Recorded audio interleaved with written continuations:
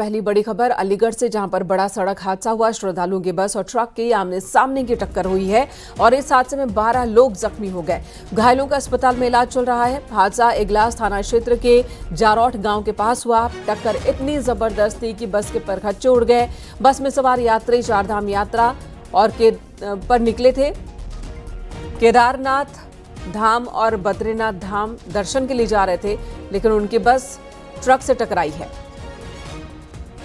उसके बाद की तस्वीर आपको दिखा रहे हैं। 12 लोग जख्मी हुए इस हादसे में, जिन्हें सबसे पहले प्राथमिक उपचार दिया गया। आमने सामने की टक्कर हुई है बस और ट्रक के बीच अलीगढ़। पूरा इगलास रोड पर एक ट्रक और एक बस के बीच में आपस में टक्कर हो गई, जिसमें बस में बैठे ये यात्री हैं वो घायल हो गए। घायल व्यक्तियों की जो संख्या है वो 12 से 15 के बीच में है। घायल व्यक्तियों को CSC इगलास और मखान सिंह में उपचार हेतु भेज दिया गया है, जिनका वहाँ पर सुचारू रूप से उपचार चल रहा है। और जो ट्रैफिक की समस्या थी उसको सुचारू रूप से खोल दिया गया है। किसी प्रकार की लॉ एंड ऑर्डर की कोई समस्या नहीं है। संत कबीर नगर में भी भीषण सड़क हादसा हुआ। 4 लोगों की यहां पर जान चली गई। बेकाबू बस ने टेम्पो को टक्कर मारी थी और इस हादसे में टेम्पो सवार 4 लोगों की मौत हो गई। 3 लोग जख्मी भी हुए हैं। 2 की हालत इनमें गंभीर बताई जा रही है। गंभीर घायलों को गोरखपुर रेफर किया गया। सरकारी बस बस्ती से गोरखपुर जा रही थी। हादसा शहर कोतवाली के NH 28 पर हुआ। दिनांक 27 मई 2025 को करीब शाम के 7 बजे के आसपास थाना अध्यक्ष के माध्यम से हमें सूचना मिली कि काटे चौकी के आगे मुंडेरवा रोड पर एक ऑटो में एक बस ने टक्कर मार दी है, जिससे मौके पर 3 लोगों की डेथ हो गई और 4 लोग घायल हुए। घायलों को तुरंत सूचना मिलने पर तुरंत SHO साहब और CO साहब, SDM साहब, एडिशनल साहब, ADM साहब, मैं स्वयं और DM साहब मौके पर पहुंचे। सीएम योगी आदित्यनाथ आज कानपुर के दौरे पर रहेंगे। प्रधानमंत्री मोदी के दौरे की पहले की तैयारियों का जायजा लेंगे। सुबह 11 बजे सीएम योगी कानपुर पहुंचेंगे। CSA पहुंचकर कार्यक्रम स्थल का निरीक्षण करेंगे। अधिकारियों के साथ बैठक करेंगे। प्रधानमंत्री मोदी 30 मई को कानपुर आने वाले हैं। पीएम मोदी की जनसभा के लिए CSA मैदान में पंडाल तैयार हो चुका है। पीएम मोदी की जनसभा में 50,000 से ज्यादा लोगों के आने की उम्मीद है। इनमें 27,000 सरकारी योजनाओं के लाभार्थी होंगे। CSA के आसपास पार्किंग, पीने के पानी और ट्रैफिक व्यवस्था दुरुस्त की जा रही है।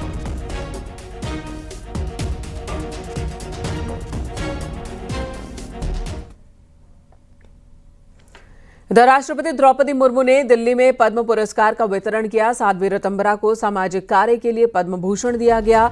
वहीं नारायण उर्फ भुलाई भाई को पब्लिक अफेयर्स के लिए पद्मश्री से सम्मानित किया गया। प्रोफेसर सैयद एनुअल हसन को साहित्य और शिक्षा के क्षेत्र में अच्छा काम करने के लिए पद्मश्री से नवाजा गया।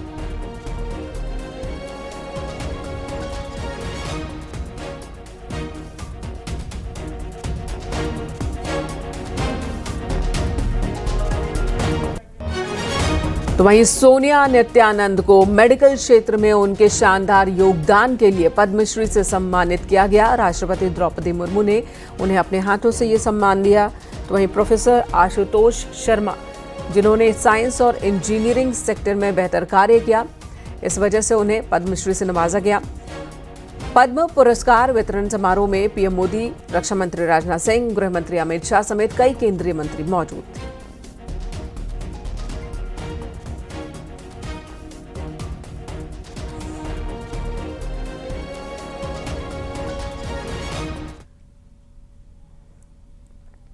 साध्वी ऋतंबरा को पद्म भूषण, प्रोफेसर आशुतोष शर्मा, सोनिया नित्यानंद और सैयद एनुअल हसन को पद्मश्री मिलने पर सीएम योगी ने सभी को बधाई दी है। सीएम योगी ने सभी को अपने क्षेत्र में उत्कृष्ट प्रदर्शन की, उनके प्रदर्शन की सराहना की।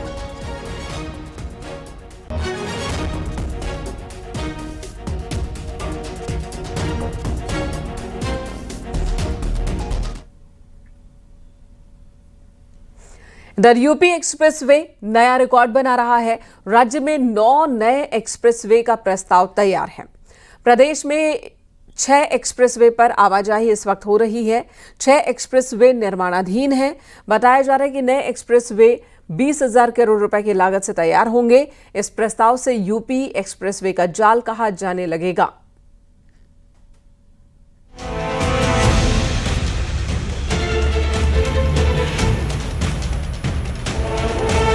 उत्तर प्रदेश को एक्सप्रेसवे प्रदेश बनाने की दिशा में तेजी से काम चल रहा है।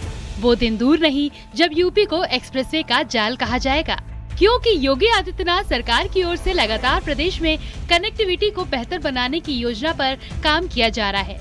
अब तक प्रदेश में 6 एक्सप्रेसवे का काम पूरा हो चुका है। इस पर वाहन तेज रफ्तार में दूरी तय करने लगे हैं।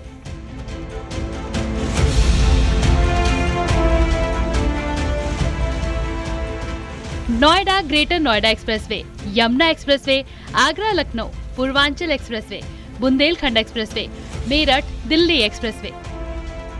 यूपी में 6 और एक्सप्रेसवे के निर्माण की प्रक्रिया को पूरा कराया जा रहा है, जिसकी लंबाई 1000 से ज्यादा किलोमीटर की है।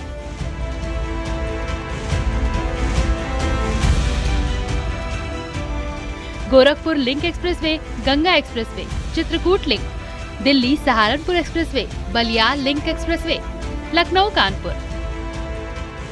अब प्रस्तावित 9 एक्सप्रेसवे में 7 का निर्माण यूपिटा के जरिए कराए जाने की तैयारी है।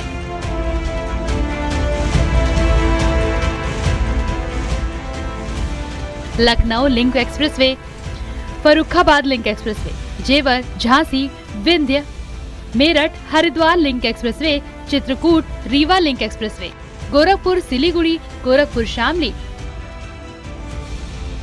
इन 9 एक्सप्रेसवे के निर्माण में 20,000 करोड़ रुपए की लागत आएगी। ये एक्सप्रेसवे यूपी की तस्वीर को बदलने वाले होंगे और इस तरह यूपी में एक्सप्रेसवे की संख्या 12 से बढ़कर 21 हो जाएगी। न्यूज़ 18 के लिए ब्यूरो रिपोर्ट, उत्तर प्रदेश उत्तराखंड।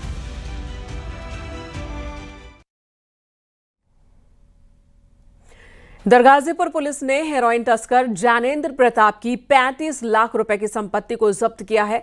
मोहल्ला तुलसीपुर में तस्कर का 2 मंजिला मकान कुर्क किया गया।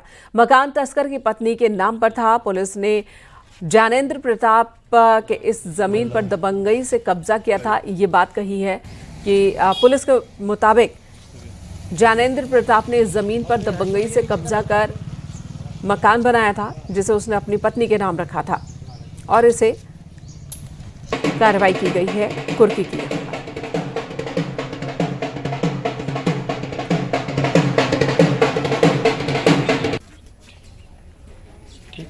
ठीक है।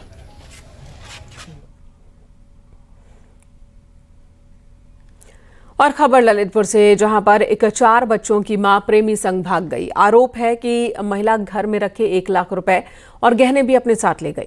इस घटना के बाद पति और बच्चों ने एसपी को प्रार्थना पत्र दिया है, एक्शन की मांग की है।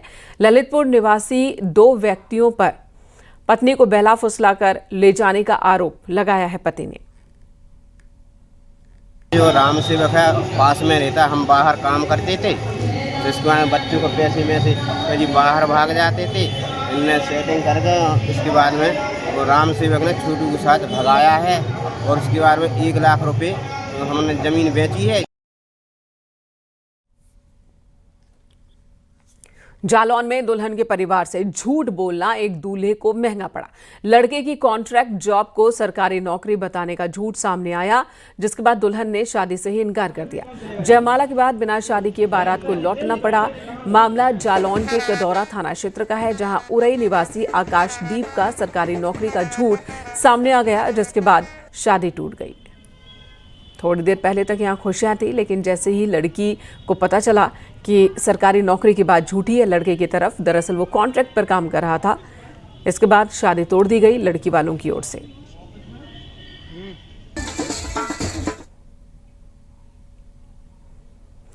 और अगली खबर गाजियाबाद से। सिपाही सौरभ हत्याकांड में फरार हिस्ट्री शीटर को एनकाउंटर के बाद गिरफ्तार किया गया। पुलिस टीम मसूरी झील तिराहे पर चेकिंग कर रही थी, तभी एक बाइक सवार कच्चे रास्ते से आता दिखा। रुकने का इशारा किया, लेकिन बाइक सवार ने पुलिस टीम पर फायरिंग की और भागने की कोशिश की। इसी दौरान बाइक फिसल गई और जवाबी कार्रवाई में बदमाश के पैर में गोली लगी।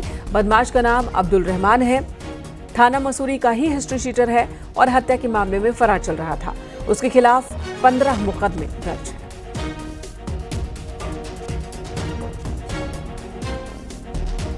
आज दिनांक 27/5/25 को थाना मसूरी पर पंजीकृत मुकदमा अपराध संख्या 152/25 में हत्या में वांछित चल रहे अभियुक्तगण की गिरफ्तारी हेतु पुलिस टीम मसूरी द्वारा मसूरी झील के तिराहे पर चेकिंग की जा रही थी। चेकिंग के बीच में एक बाइक कच्चे रास्ते से होते हुए नजर आई, जिस पे बाइक सवार व्यक्ति को रुकने का इशारा किया गया, परंतु पुलिस पार्टी के इशारे पर ना रुकते हुए अभियुक्त ने उस व्यक्ति ने पुलिस पार्टी पर जान से मारने की नियत से फायर किया।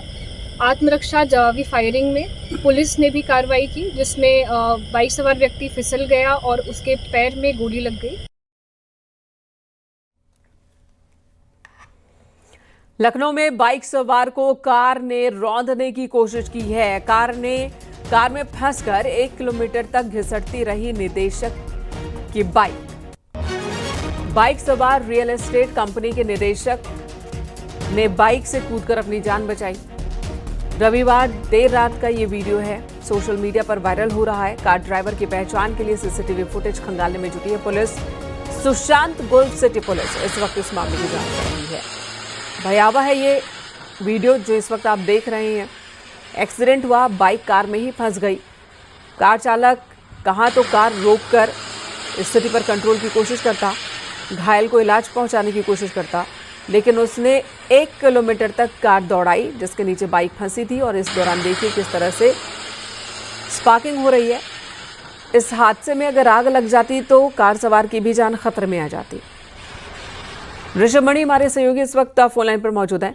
ऋषभ, इस इंसिडेंट के बारे में पुलिस क्या बता रही है, अभी तक क्या एक्शन? देखिए, पुलिस ने FIR दर्ज कर रही है। अजित मिश्रा की शिकायत पर विजिट किया था।